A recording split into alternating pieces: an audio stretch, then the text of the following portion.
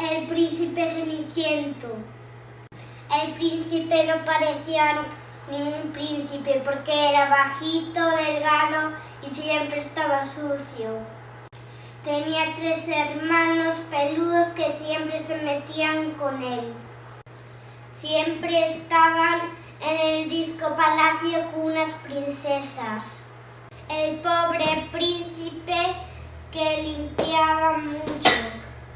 Él quería ser fuerte y peludo como sus hermanos. Un sábado por la noche, mientras que lavaba los calcetines, una hada cochambrosa cayó por la chimenea. Se convertirán todos tus deseos. Esta lata se convertirá en un coche. Pit, bam, bombache.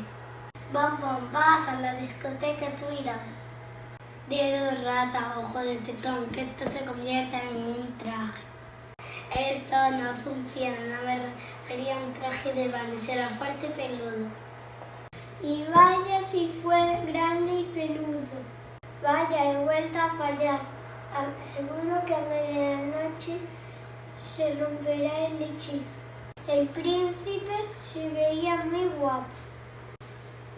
Se fue a la discoteca corriendo y el coche era muy pequeño y fue fascinando.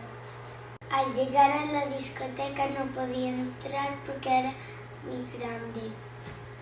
Como no entraba, decidió ir a casa y en la parada del autobús había una princesa muy guapa.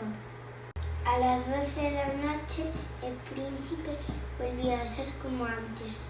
El príncipe se echó a correr y se perdió los pantalones.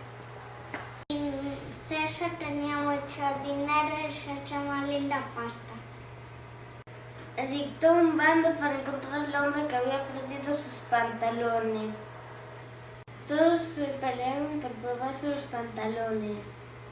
Los 3 hermanos peludos también. La princesa ordenó que se los probara el príncipe Ceniciento. Aquellos pantalones eran del príncipe y finalmente se casaron. El hada convirtió a sus 3 hermanos en hadas domésticas para hacer las tareas del